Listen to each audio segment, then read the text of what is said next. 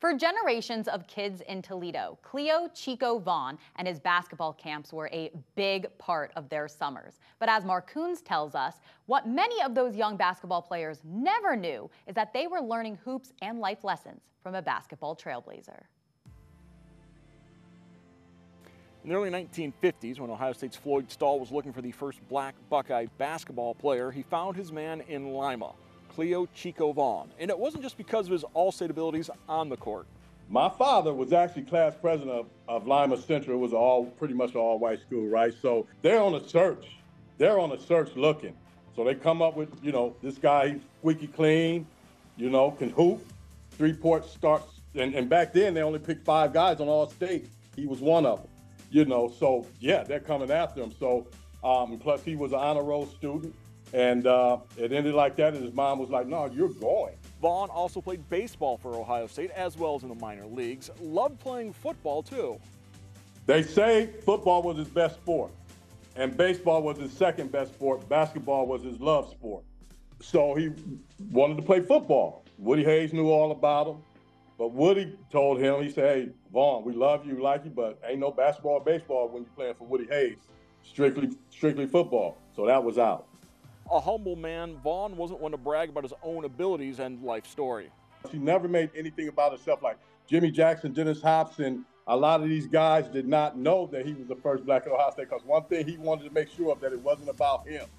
He never, ever brought up the fact that he played for Ohio State. And like you said, he was the first black player to play at Ohio State. But no, it wasn't like he would walk around and brag about that.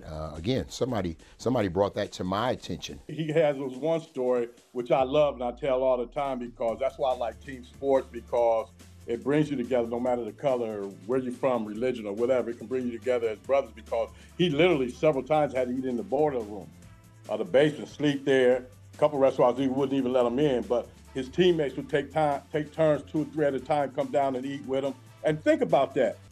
You're 19 years old, 18, right?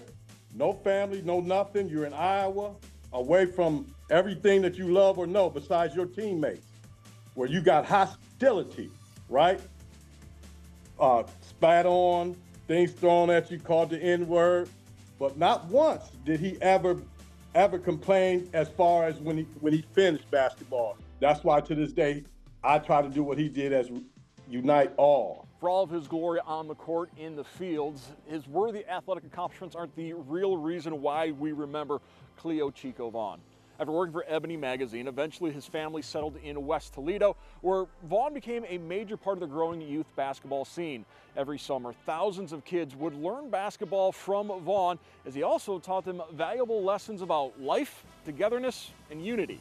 I mean, over 25,000 kids passed through his basketball programs.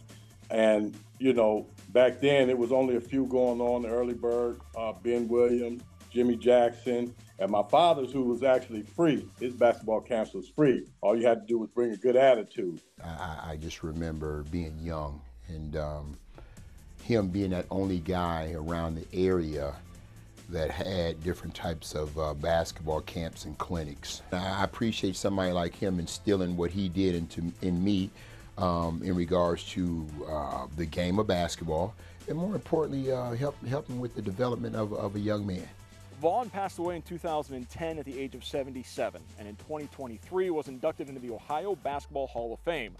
And his legacy lives on through the Cleo Vaughn Sports Group. Doing the exact same thing that he's doing, helping young people get in school, teaching them about the importance of one race, the whole 9.